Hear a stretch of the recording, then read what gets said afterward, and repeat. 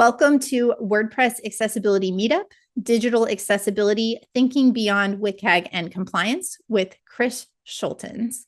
Chris is a product manager at In-House Video.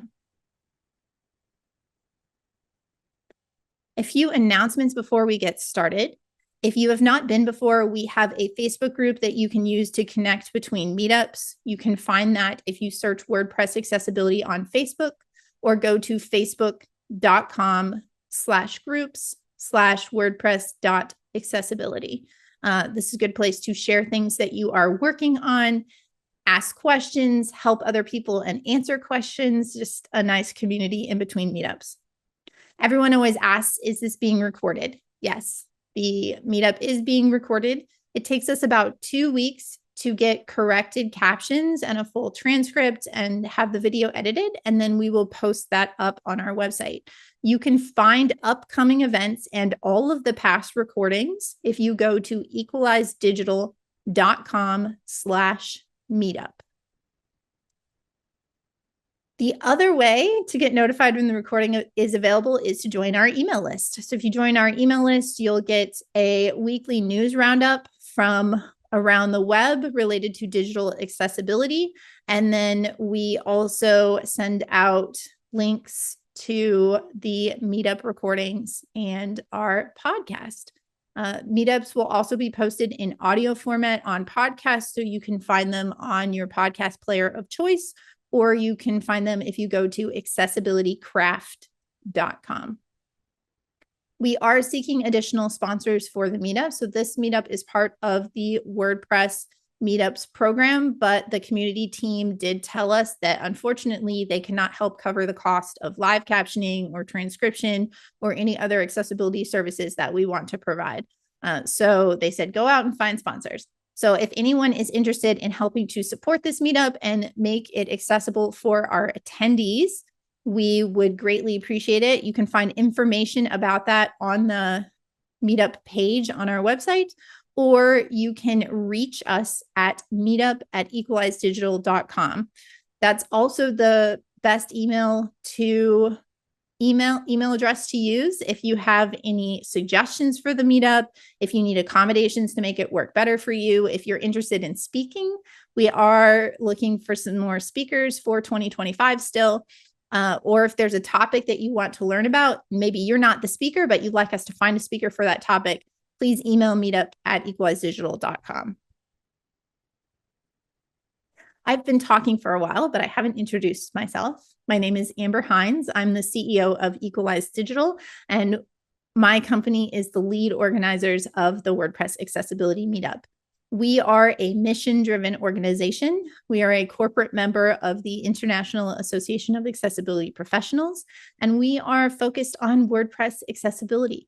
We make a WordPress plugin, Accessibility Checker. There's a free version of it that you can get right off WordPress.org, and it scans for accessibility problems, provides reports in the post-edit screen to help make building accessible websites easier and speed up all of your manual accessibility testing. You can learn more about us at equalizedigital.com, and we're at Equalize Digital on many of the different socials. We do have a sponsor for today who I would like to thank. Kinsta is sponsoring our live captions. Kinsta provides managed hosting services for WordPress. It is powering 120,000 business websites worldwide. And based on the user reviews, Kinsta is the highest rated managed WordPress host on G2, the rating platform G2. It has everything you need, including an unbeatable combination of speed, security, and expert support. Powered by Google Cloud and the fastest C3D and C2 servers combined with CDN and edge caching, your sites are secured with Cloudflare Enterprise, protecting you from DDoS attacks. All plans include free migrations, and the first month of starter plans is completely free, so you can try the service risk-free. If you want to learn more about Kinsta, please go to kinsta.com, which is KINSTA.com. Another thing that I ask kindly, if you are willing, on whatever social media platform you are on, if you can find Kinsta and just send them a quick thank you for sponsoring WordPress Accessibility Meetup. Let them know that having live captions matters and that we appreciate that. That helps them to know that I did my job by shouting them out, and also encourages them to want to continue sponsoring in the future. So that is a request that we have for our attendees, if you are willing. Some upcoming events that I want to make sure everyone is aware of. Our next meetup will be on Monday, February 17th at 7 p.m. U.S. Central Time. We will be having an attorney, Richard Hunt, who will be speaking about the law of accessible websites and applications in the United States. So if you're interested in legal context in the US, then this will be a great meetup to attend. On Thursday, March 6th at 10 a.m. Central, the same time slot, we will be having Picha Neary speaking about captions. Her talk is called We Need to Talk About Captions. Then on Monday, February 17th, From Concept to Code, Communicating Accessibility in the Design Handoff with Danielle Zaccaro. The other thing that I want to shout out, these are not meetups. They don't require Zoom registration or attendance, but I have started on any Thursday that there's not a meetup, so not this week, but all of the other Thursdays, I am doing live accessibility remediation on YouTube and into the Facebook group, since I finally figured out how to make that work. Thursdays at 11 a.m. Central Time. If you go to equalizedigital.com/events, there's a form you can submit if you want to get an email reminder before those live streams start. Otherwise, you can just watch our YouTube channel. It's a good way if you're trying to figure out, how do I actually take a website from not being accessible to make it accessible? And I just do an hour every week on a website so you can track progress over time. And it's the same website. So I am going to add a spotlight and I think bring him up here for today's speaker, Chris Scholtens. Welcome, Chris. Thank you. Chris is a product manager who is deeply passionate about delivering valuable products to customers.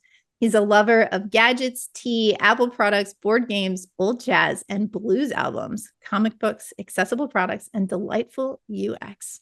We are very excited to have you here to speak. Well, good morning, everyone. I am very excited to be here. Thank you for joining. As an unplanned thing, I wanted to give a special shout out. I saw in chat, Brenda was joining from Madison, Wisconsin. I don't know Brenda, but I am in Madison, Wisconsin, so a special hello. I'm excited to be here talking about WCAG and thinking beyond just compliance and digital accessibility. As we said, my name is Chris Scholtens. I'm a director of product management at Enghouse Video. My background is in user experience, design, and research before moving over to product management. But I've always had a strong passion for accessibility. So today, well, why are we here? I think the biggest thing is I love to point out over 96% of the world's top 1 million web pages are not accessible. And that means we have a lot of work to do to help users access the products and services and content that they need to help navigate their lives. Today, we'll start by looking at the foundations. We can't go beyond standards and compliance if we don't understand them and meet them first. And then we will look beyond compliance at some practical examples of going beyond the WCAG criteria. We'll also talk about performative accessibility and what that means. Next, we'll talk about accessibility's broader impact on organizations and companies. And finally, we'll talk about how to begin. So what are the foundations of making accessible products and services? Why do we do it, and why do we care? Well, as Steve Krug says, the one argument for accessibility that doesn't get made nearly often enough is how extraordinarily better it makes some people's lives. How many opportunities do we have to dramatically improve people's lives just by doing our job a little bit better? Disability impacts all of us. The World Health Organization estimates that 1.3 billion people experience significant disability. That's about 1 in 6 people.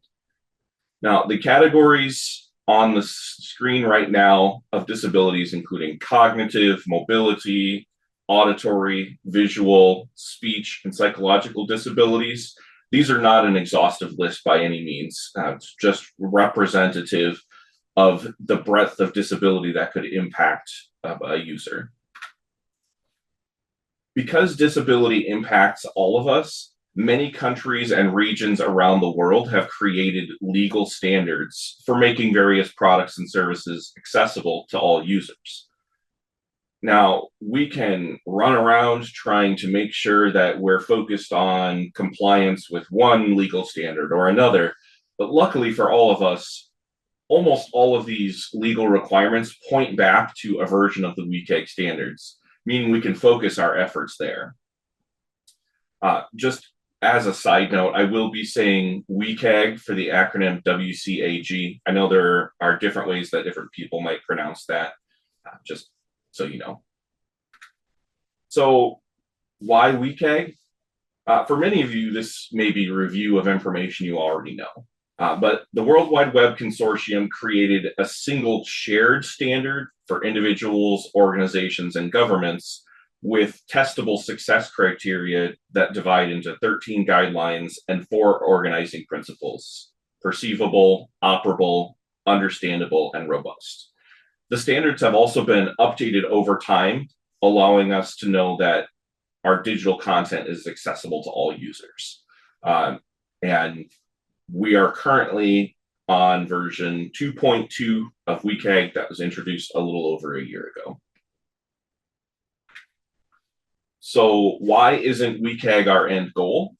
Well, the guidelines are an important baseline, but just meeting them doesn't ensure the most accessible experience for our users. In fact, being solely focused on that compliance can limit how much we can help our users access our products.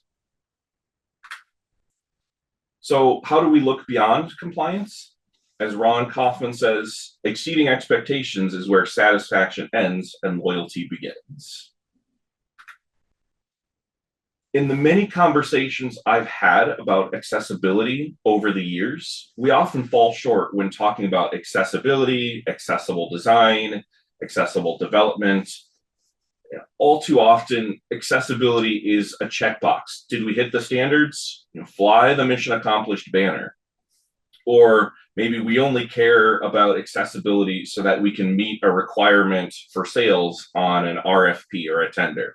Our product is accessible, whatever that means to that customer.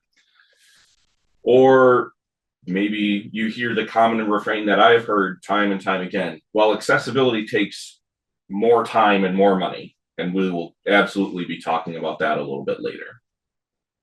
Or maybe you have,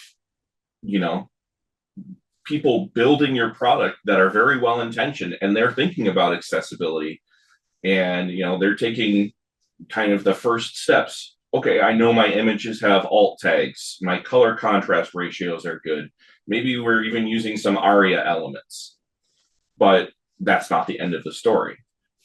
Or maybe you're at an organization that actually cares about the WCAG standards, but all too often they may be focused on making their product or service perceivable and operable and not giving as much attention to understandable or robust. And of course, users with different disabilities don't get the same attention. Somebody that has ADHD may have a harder time understanding long form content.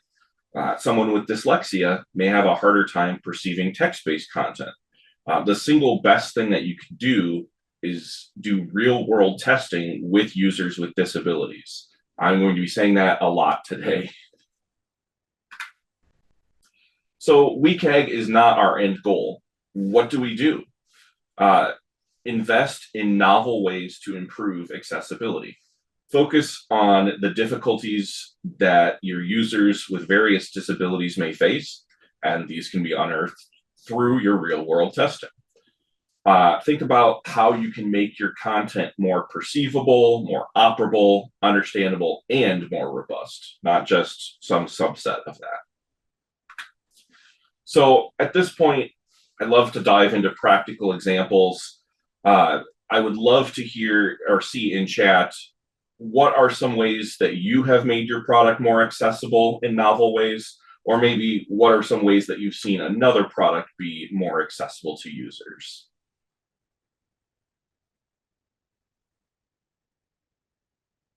We'll give people just a minute to type in chat here.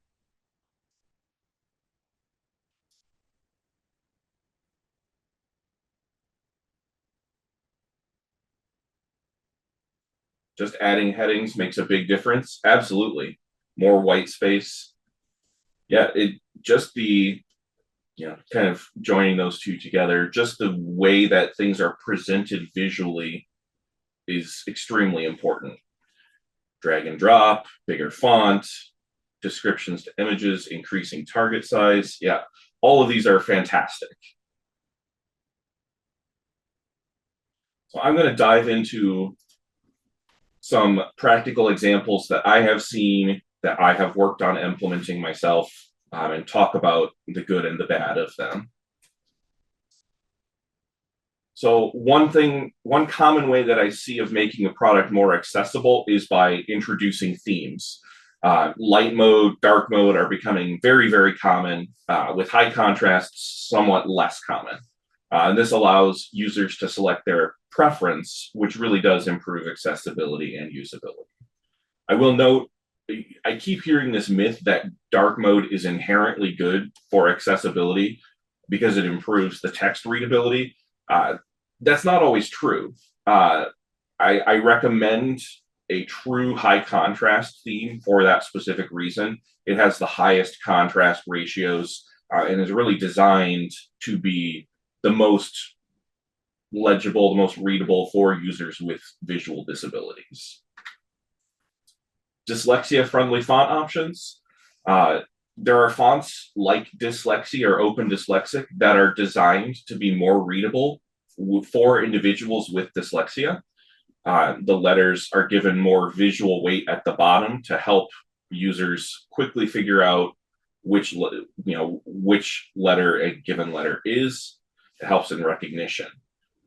Now, I will say the research about the effectiveness of these fonts is a bit mixed, and certainly color can play an important factor as well, but offering users choice can improve accessibility for that individual.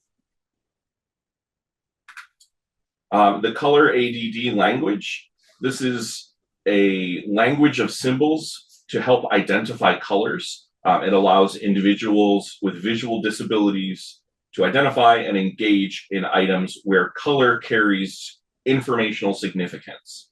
And that means the specific color of something is important to what it is trying to do.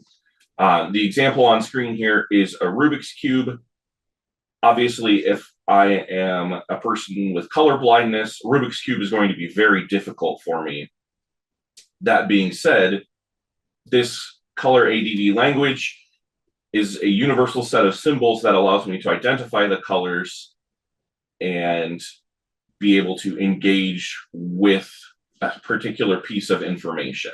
And this is comes out of Portugal, but it has been adopted in a number of places around the world. There are Rubik's Cubes, there are Uno sets. I have seen subway maps even adopting this language to offer an alternative means of conveying the information.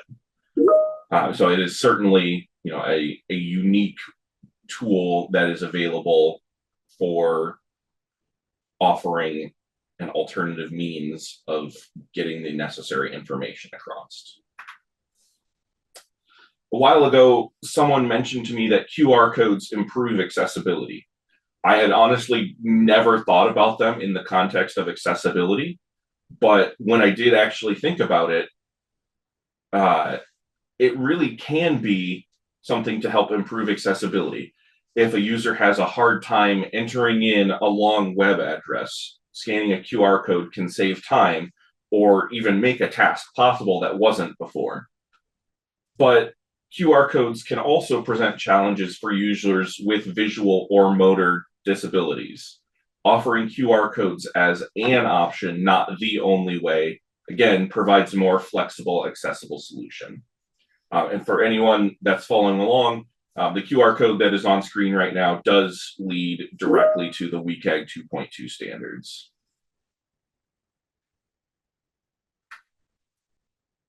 I don't often hear translation brought up in the context of accessibility, but offering content in a user's preferred language or their native language does improve usability and accessibility as well.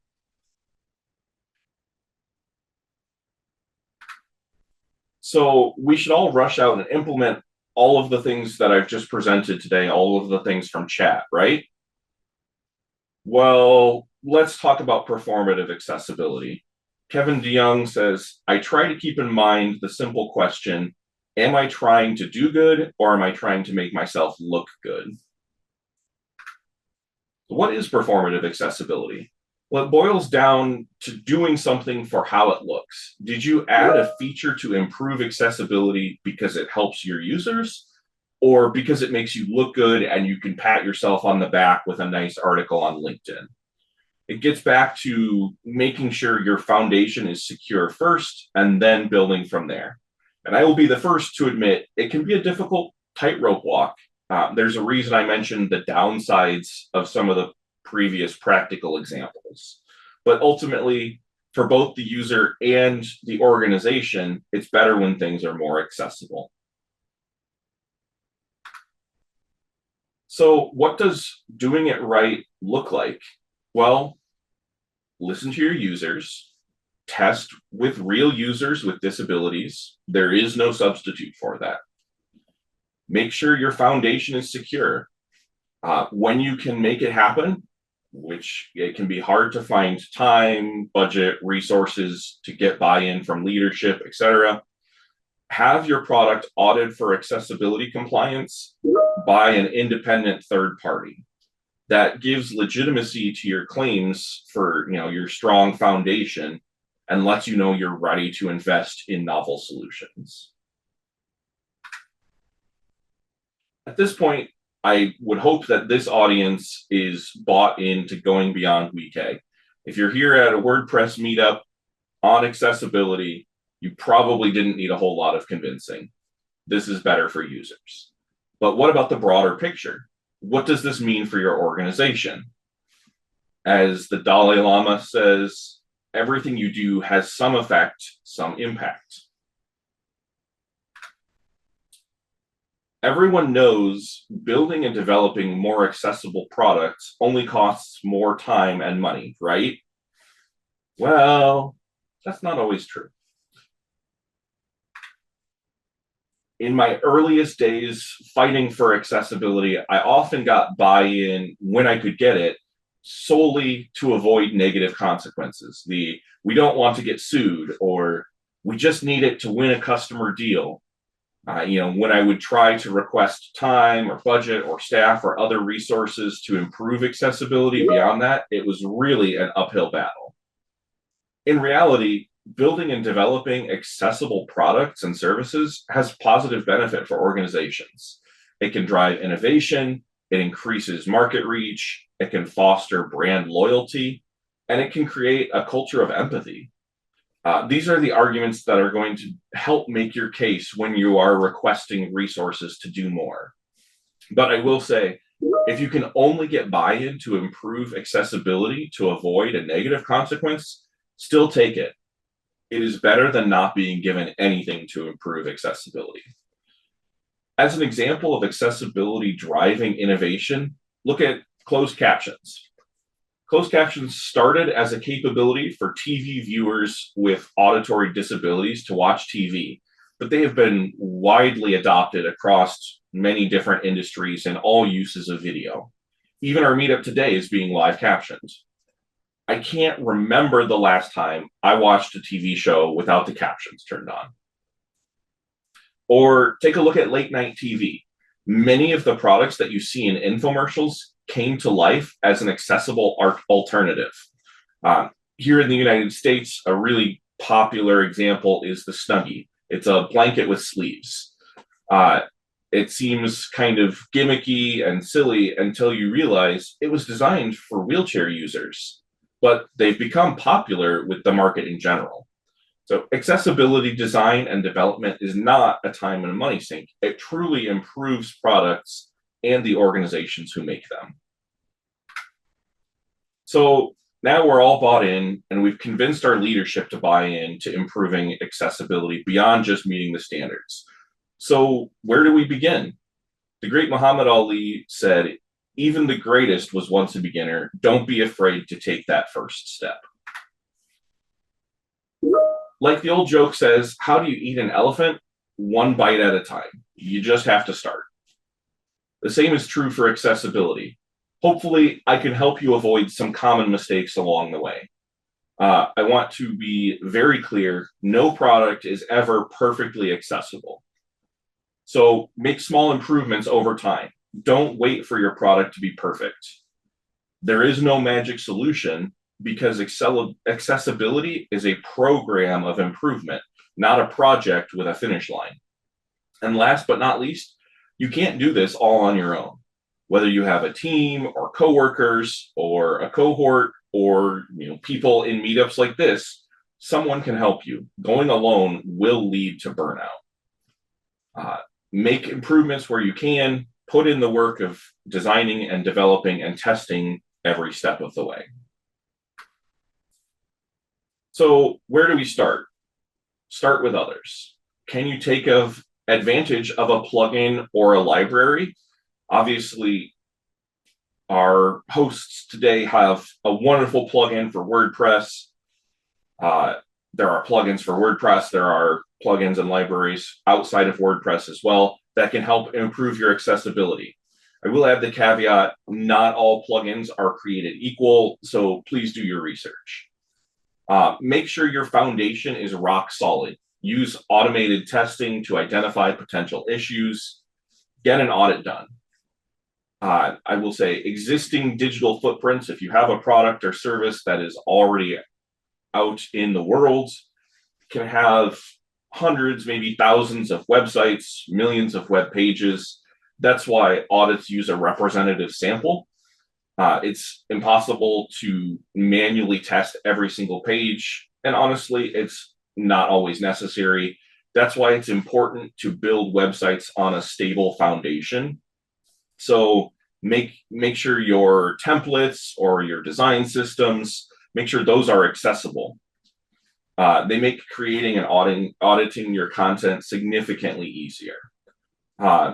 Lastly, listen to your users. They know when they find something frustrating or unusable. Test with real users with disabilities. I will say it again and again. I know I sound like a broken record, but it is the most important thing you can do. As a side note, I'm just kind of thinking of this right now. What's a good aphorism that modernizes the phrase broken record? Because I don't know that is universal anymore. If and when you do come up with novel solutions, verify and test them with your users. And then come and tell me so I can learn too. I think that's self-serving, but I absolutely want to know, what are you doing out there? I want to leave you with this thought. Accessibility is a journey. We have to embrace a spirit of continual improvement, challenging ourselves to do more to serve our users' needs.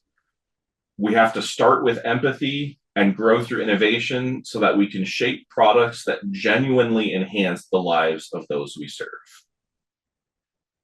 And at this point, I'm ready to open it up for our questions.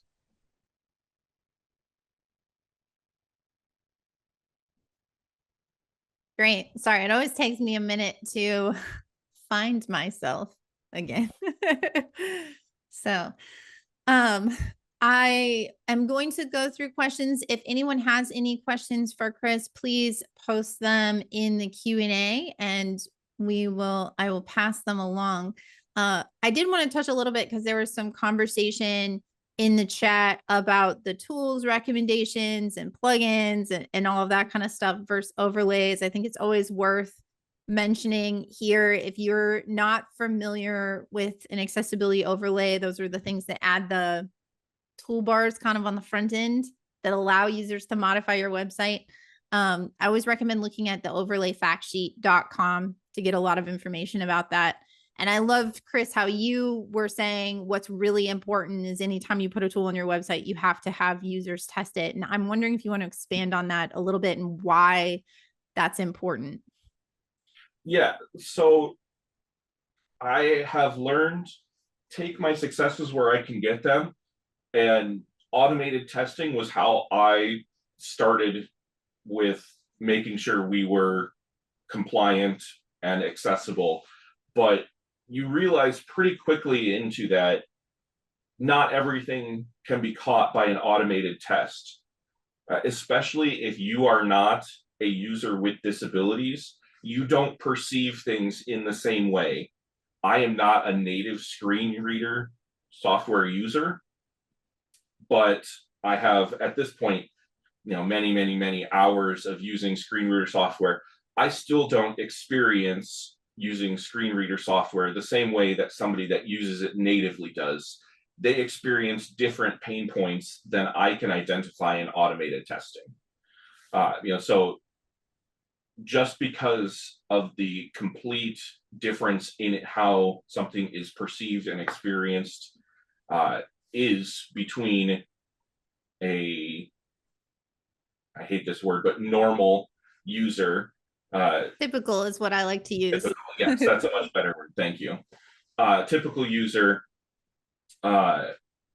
and someone with disabilities, you can't account for that in every automated test.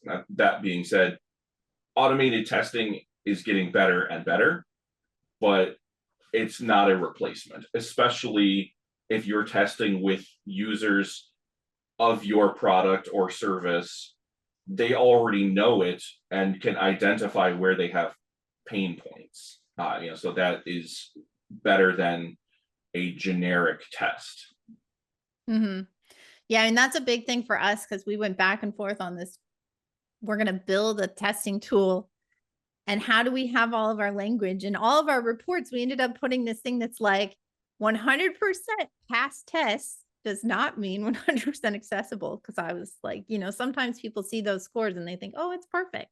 But you're right. You really do need to include real users of assistive technology. I loved Andy posted a comment in the chat that said accessibility is a journey. If you want to go fast, go alone. If you want to go far, go together, which is an African proverb. Absolutely. So, yeah. I'm going to work through some of the questions that we have here. Jude said, I'd really love to hear your perspective regarding the European Accessibility Act in 2025 and what should US-based companies be aware of from either a compliance or non-compliance perspective. We're going to start this off with, you are not an attorney, correct? Absolutely not. So we're going to give advice, neither am I. We're going to give some advice and opinions as web professionals. This is not legal advice, but go ahead. Yeah. So as a non-lawyer, my interpretation of the law is, as far as standards and compliance, it is still referring back to WCAG standards. That's where our focus should be. The one additional piece is requiring a statement from products that wish to be compliant. That is, in my understanding, a little bit of a minefield right now because each country in the EU can kind of establish their own interpretation of what that needs to be. So I think it's honestly still a bit of a moving target, but from what we can do, make sure we have our foundations rock solid, that we are fully compliant. And honestly, I recommend when I'm doing consultation, make sure you're compliant with the WCAG 2.2 standards. I know a lot of things point back to 2.0 or 2.1, but do yourself a favor and do a little bit of future proofing. That's where the most effort and the most current research into what actually makes things accessible and usable has been put. Mhm. Yeah. And my understanding is in many ways, this is going to be like GDPR was for privacy. So even if your business is not located in Europe, if you sell products to customers in Europe or you advertise in Europe, right, then the law might start applying to you. So even if you are a US based company, if you have a European market, then you need to pay attention to the European Accessibility Act. And the threshold for that is 10 employees or more, or 2 million euros in turnover. So revenue. Adrian said, you mentioned translation to a person's preferred language. Is letting the browser auto-translate to the user's preferred language acceptable, especially if you have a wide range of international visitors from diverse language backgrounds? Adrian says, I think many translation plugins are no better and possibly worse. Do you have more thoughts on this, translating to different languages? Yeah. So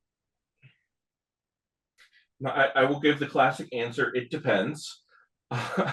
uh, Realistically, when I am viewing products or websites from countries or languages that are not my primary language, and they offer an auto translate, more often than not, it can lead me to being frustrated because it's close but not quite, and it doesn't make my experience better. It can actually make it a little bit worse.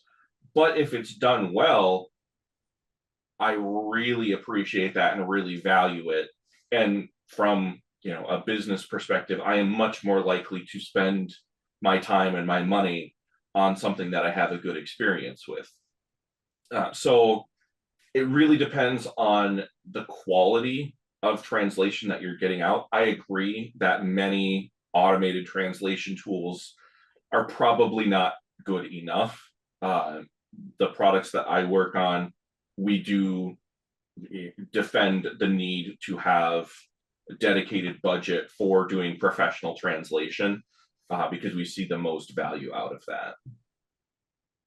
Yeah, I've had a few customers even here in the United States where they know that they might have large Spanish speaking or Chinese speaking populations, particularly in like health in certain parts of the country.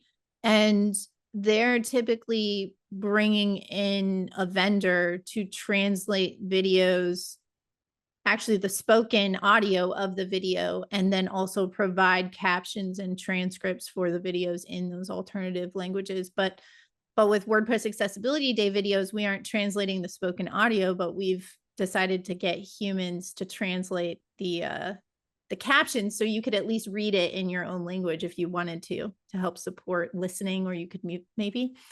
But I don't know if you have thoughts on that, especially from like a video perspective. Yeah, caption. So, I mean, working for a video company, I have lots of thoughts on captions, and there are really two different subsets of that: real-time transcription and then kind of on demand after the fact. What I have found through research is that in real time, users seem to be a little more willing to accept slightly lower accuracy. Uh, that being said, it can't just be wildly inaccurate. It's still in the ballpark of accurate. You can understand what is going on. For on demand or kind of non real time captioning, there does seem to be an expectation that this is 95, 97% accurate. There are still some tolerance for not being 100% accurate, because we understand that in the day we live in, a lot of things are AI or machine captioned, But even humans, when they're captioning something, still make occasional mistakes. I think, especially when you get into offering caption in multiple languages so that the user can choose, again, what language they would like to engage with, you get more flexibility for what inaccuracy will be accepted during live, but for that kind of after the fact, on demand, you need to be equally accurate in all of the languages that you present. Mm-hmm. Yeah. So the translation, going back to Adrian's question, maybe allowing auto translation via a browser, which means putting nothing on a website, might potentially be sufficient if it's not your key audience. But for sure, if it's a language that is primary or on videos, you definitely want to have accurate transcripts. It sounds like what you're saying in captions. Yes. And I just saw in chat, someone said, this gets back to my point of needing human testing. I can't tell you for your specific product without any more information that yes, an automated translation is or isn't acceptable to your users. You can try it out, and if it meets their needs in testing, that's great. It's probably a significantly lower time and expense to do translation that way and to improve your usability and your accessibility. But that being said, it might not as well. Yeah. So Meryl Evans is here, she's a accessibility specialist who is also deaf.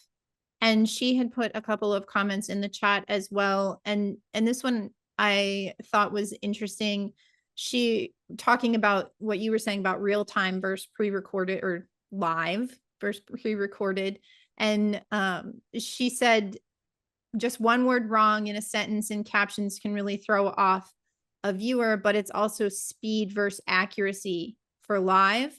And she said that when she is speaking as a deaf speaker, I prefer automatic captions if she's on a panel or speaking, because the speed can sometimes be faster than a live captioner. Yeah, so, absolutely. Yeah, I thought that was interesting to add. I'm kind of going on these by upvote order, just so people know. So we had someone ask, if you were starting to build your website today and wanted it to be accessible as a small business, what would you recommend? This person said they want to try and get buy-in from smaller clients. So maybe they're a web developer. Do you have any thoughts on that? Yeah, I would say you're likely not building a website from scratch. You're probably starting with some sort of template if you're a small business. Make sure a template that you're choosing is accessible to start with. That's going to be the biggest amount of payoff for the smallest amount of investment, basically. Outside of that, just the same thing that I will keep reiterating is, as soon as you have even designs, start putting it in front of users for testing. But yeah, between starting with something that's known to be accessible and doing testing with users, I think that will get you a long ways towards your goal. Yeah. If you look, for the person who asked this, if you look in the Meetup recordings, there's a talk that Jen Harris gave where she talked about doing it on a budget. And one of the things that she said, because she works with a lot of very lower budget micro businesses, and she had shared that she just limits their options. So for example, she just tells them, we don't put carousels on website, because she knows there's not a good accessible out of the box accessibility carousel, and it becomes more expensive if she has to go fix whichever one they want to use. So really, like, figuring out what like you were saying, your template and what components you're willing to use can really reduce costs on building out accessibly, I think. So I'd recommend looking for that. I think maybe Paula might be able to find a link. Evan said, great talk. You mentioned that no product is ever perfectly accessible. What would you say to prospective clients who come to you asking for guaranteed accessibility or perfect WCAG compliance? And I think that Leonie's question is a good follow-up on this, which says, since it is a process and nothing is fail-proof, how can you defend yourself? So what do you say if someone says they want perfect accessibility or 100% compliance? Well, I'm not a lawyer, so I would not be defending myself in court necessarily. But what I would help equip a lawyer with is showing documentation. So my partner works in human resources, and she always says, "Did you document it?" That's a common saying that I hear. Have you documented, hey, we had this audit performed. Hey, this is how we brought in testers. This is, every step that we took to show in good faith, we are trying to be accessible. And if there is a miss or something that is out of compliance, here is how we remediated it, or here is our plan for remediating it. And that's, the best that we can do is kind of show good intention and show a history of behavior of trying to be accessible and meeting up with standards. As I said earlier, you need to make sure that you are in compliance with your standards before you try looking at anything beyond that, because of this exact reason.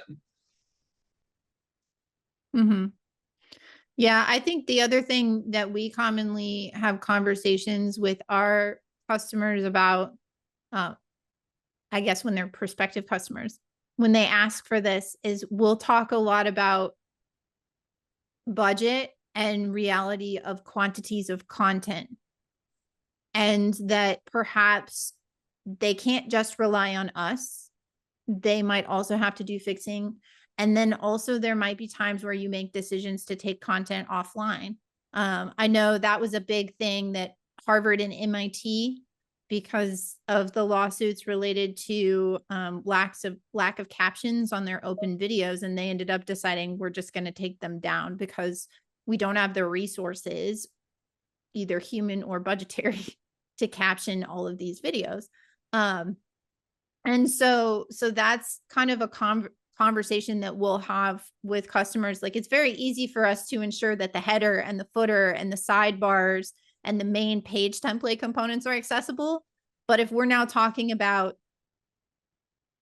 8 or 9 years of once a week blog posting, right, where probably they weren't doing anything right, that's a whole different story. So I think that's a big thing that we talk about with them, is like setting the right bar on what is realistic and what makes sense. And there are exceptions with some of these laws for what they call, quote, archived content.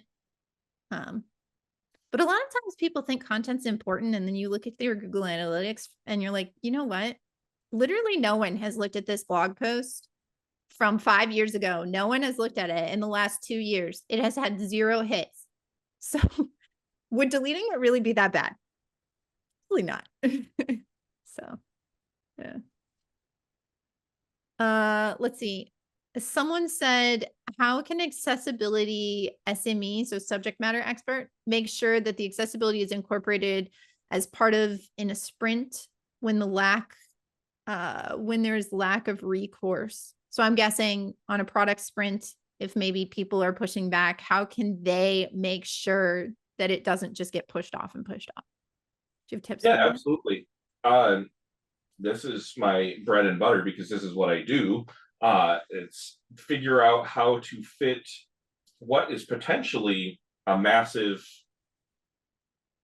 remedial kind of fixing of accessibility issues in already existing products and services into 2-week sprints, 3-week sprints, whatever your cadence may be. It really is dividing it into bite-sized chunks. You know what? For these 2 weeks, we are just going to be making sure all of our images have alt tags, or we are using the appropriate ARIA elements, maybe even smaller than that. Maybe we're just doing a ARIA role, something very manageable within a 2-week period. And that's why I stressed this is little improvements over time. You can't fix an entire, 100,000 web page site in 2 weeks. But you can say, hey, in 2 weeks, I can get through the images, or I can get through color contrast ratios, things like that. Mm-hmm. Yeah.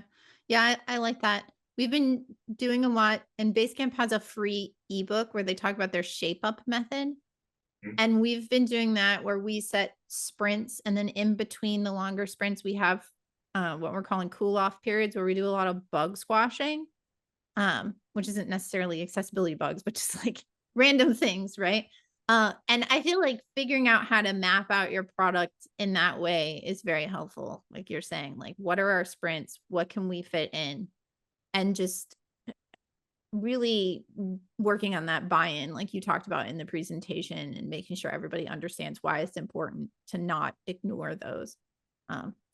I always say too, from a development standpoint, one of the first things I'll advise if we're consulting on like a plugin, because we do a lot of audits and consulting on WordPress plugins, is if your GitHub repo or wherever you're storing your code doesn't have a label for accessibility, that is the first step.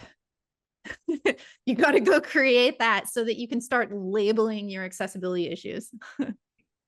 I do want to give a shout out. Nathan said in chat, for new features or pages, we include accessibility in the definition of done. Absolutely. I 100% agree. If you do not do this, you will just end up 6-12 months down the road repeating this cycle of, oh, we've got to go fix up our accessibility because we let it slide. Include it in your definition of done, and don't let it pass until it's actually there. Yeah, I love that. Someone said, do you have any suggestions for where to source testers with disabilities? Any business or consultants that you can recommend? There are a number of services out there that will help source testers for you. I would say, honestly, it has been, in my experience, more beneficial to do testing with users of my product already, and just putting out a call to my community of users to say, hey, we're looking to do some testing with someone who is, since we do a lot of work with video, someone who is blind, someone who is deaf, other visual and audio disabled people. So you'll just send an email to your email list to see if there's anyone who is already in your customer base that matches that description?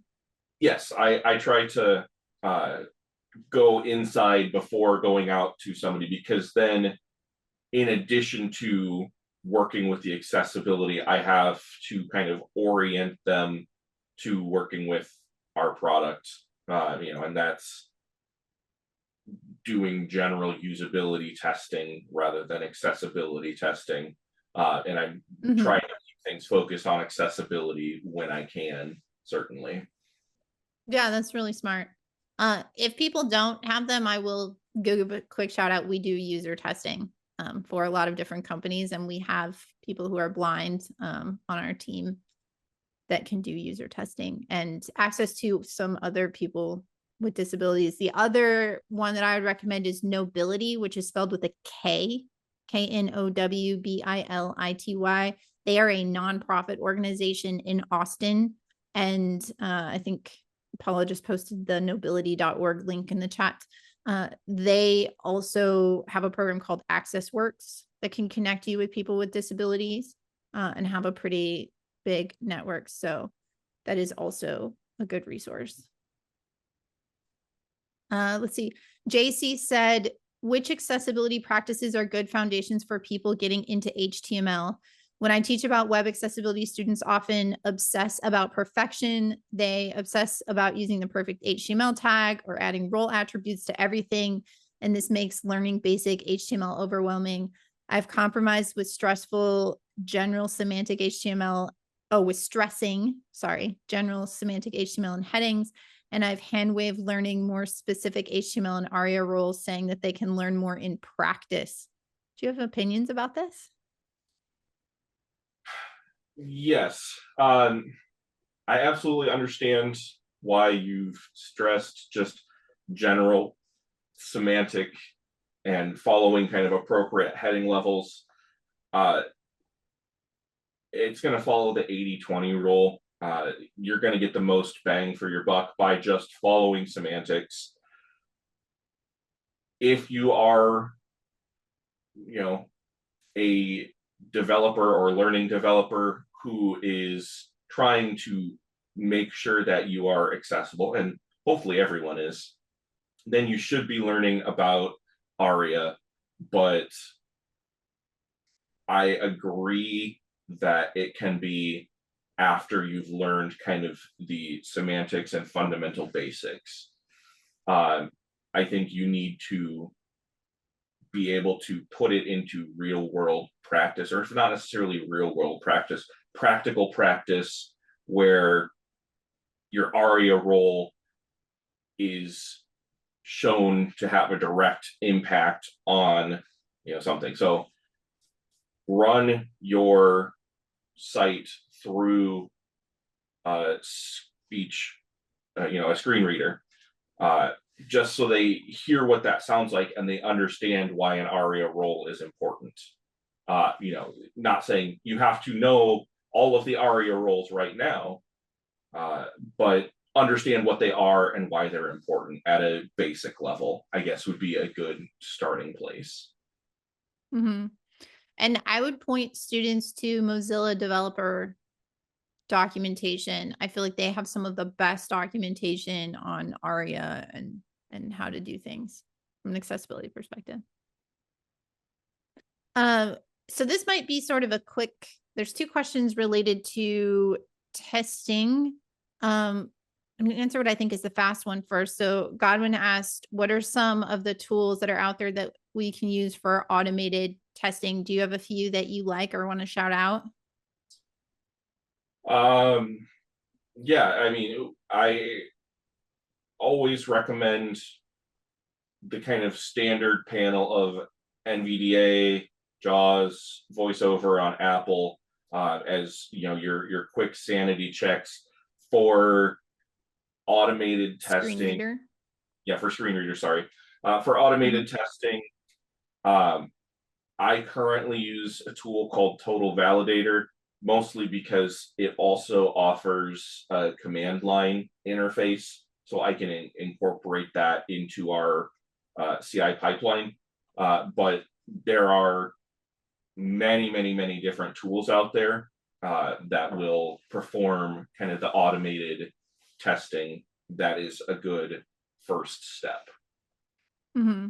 Yeah, I think if someone's just getting started, a common one that a lot of people use is the Wave browser extension, or Axe is another browser extension. Of course, we make our accessibility checker if you have a WordPress website for automated testing. And there's a lot of like little browser extensions that can do different things that are helpful. Like I have one that helps me find landmark regions on a page. So there's maybe a longer question of Lily asked, a question sort of about what manual testing focuses on. Could you briefly sort of outline things that you look for when you do manual testing? Yeah, so this very much ties into my background in user research. I always come in very task or workflow focused. I say, we really, maybe it's been a little while, or maybe we have changed something, or we're adding a net new capability. We need to test that workflow with our users. So, for example, one thing that I'm working on right now is adding better support for multiple audio tracks during video playback to allow users to select that. I'm running testing right now with users and basically giving them a script and saying, hey, here's what I would like you to do. Please talk through out loud what you're thinking and feeling as you're doing that. That's very much UX research focused, but I am still able to observe and hear their kind of thoughts about how they feel when they are doing that specific task. So I keep it task or workflow focused. Mm-hmm. For user testing. So you'd say something like, find the video on this page and turn on the audio description. And then you'd sort of watch them try to accomplish that task and listen to what they see and observe where they get hung up.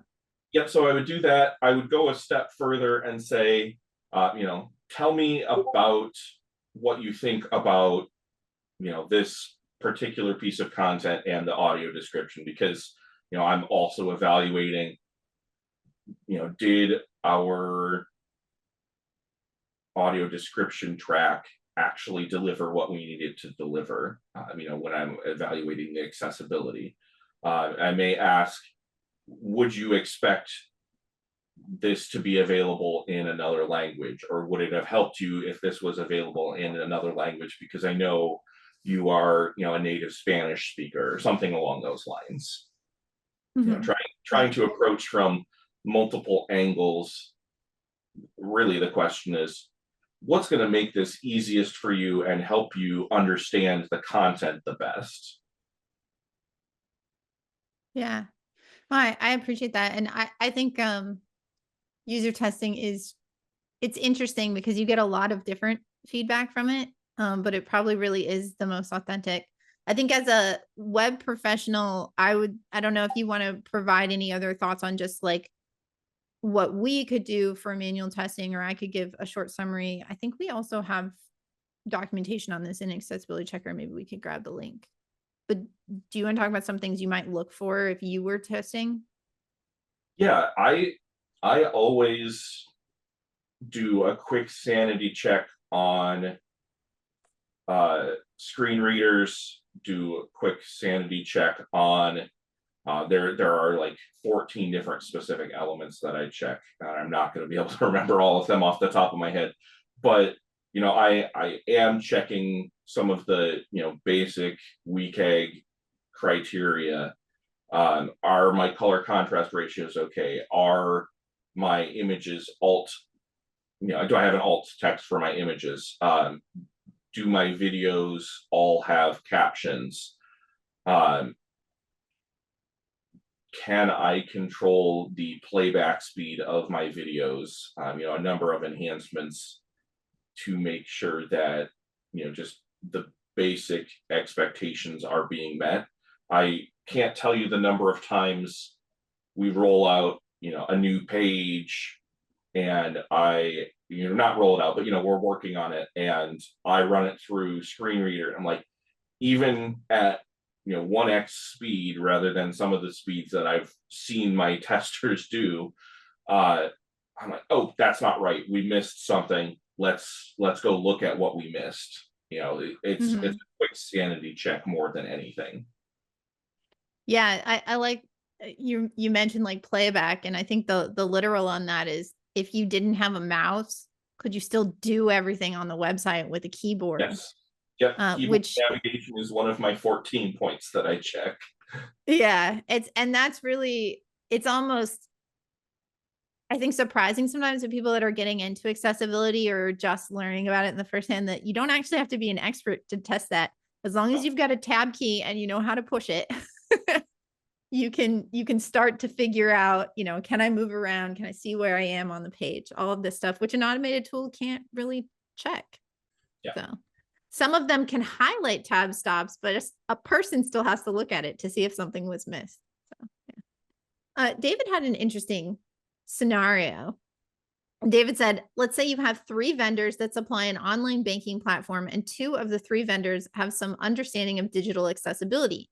However, the company is leaning towards the 3rd vendor that does not have an accessibility program, but offers all the quote, cool bells and whistles that customers would want. How do you influence the company to select one of the two vendors that have an accessibility program? Again, it's going to depend. I have risen in my career to being a director, so now I have a little bit more ability to put my thumb on the scale and influence things.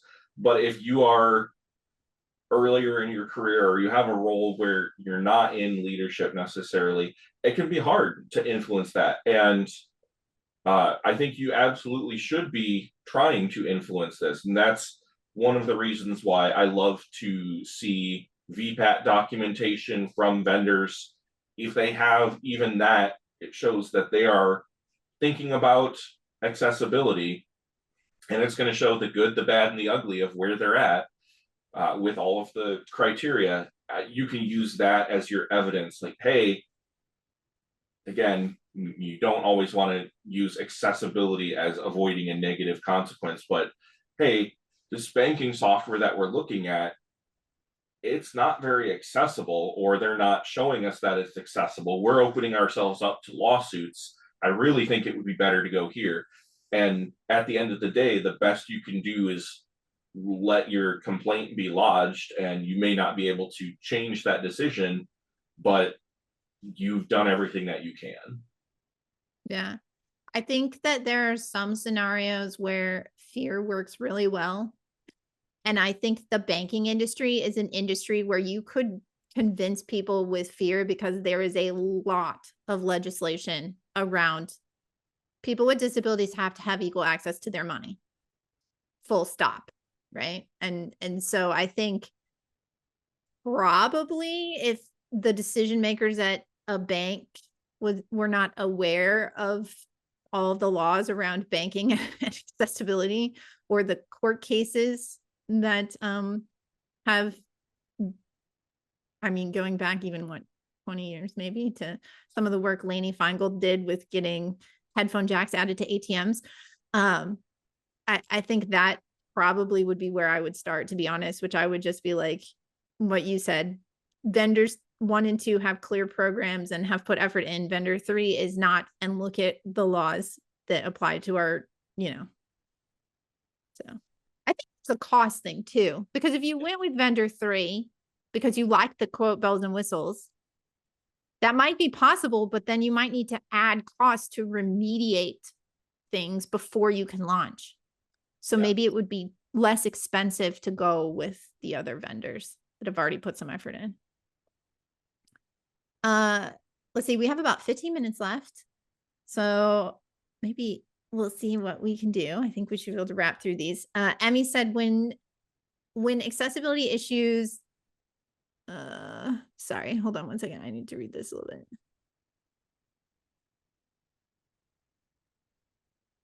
This is, I think this is a little bit related maybe to what we already talked on. How do I get executive buy-in?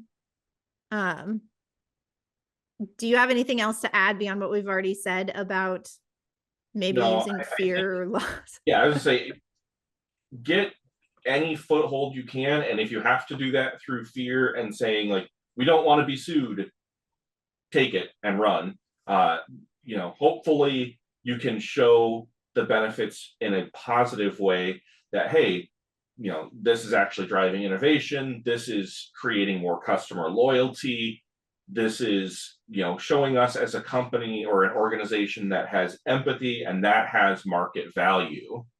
It can be very hard to translate that into real dollars and cents, and sometimes that's what you have to do.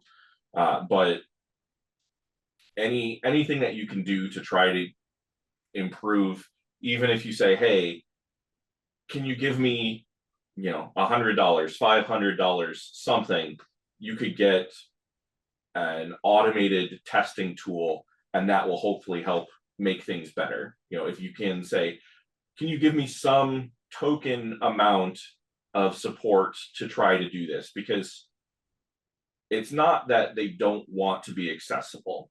I've yet to encounter someone who's like, no, I'm opposed to the concept of accessibility. It's that they think it's going to take too much time or too much money that they don't have. So trying to get some minimum amount from them and then turning that into a success and building from there. Yeah, I like that. I think connecting it to key performance indicators, so KPIs, if the company has that, if you can say this is in support of this KPI, that might be motivational for executives. I think on that same note, there's a question here about creatives, and people often see creative and accessibility as opposites. Do you have any thoughts or responses for that sort of objection? So it's not about budget. It's not about time. It's that accessibility limits our creativity. And this is kind of striking right to my core as, you know, a former UX designer. I will answer honestly. Sometimes creativity should be limited when it comes to product design, website design. Your users are not there because you have a pretty design. Your users are there to accomplish a specific task, to do a certain thing. And if they can't do that because of your pretty design, then you failed. You need to have a functional thing. You know, something that I reiterate over and over to my teams is content is king. Why are they there? For the content, not for the design. You should absolutely have design because design can help improve your accessibility. It can help draw attention, but having pretty design for pretty design's sake when it sacrifices usability and accessibility, no, I don't think that's the right answer. I could not give a better answer to that than what you just gave. That was great. Nathan has sort of a technical question. I don't know if you know the answer to this. I don't. Nathan says, we're looking to automate screen reader testing like we would with a unit test. We've defined a piece of HTML content that is somewhat complex, and we want to ensure that in the future we don't accidentally break the way the screen reader reads. Are you aware of any tools to accomplish something like that? I am not aware. I guess the closest thing I would say is I have seen some work with AI to try to be a more robust automated tester and gets into more things like being able to automate screen reading testing.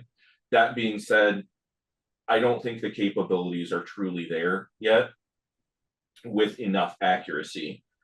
I think absolutely have your automated tests, have them run as part of your pipeline, because it's always good to know if you forgot something unintentionally in your development.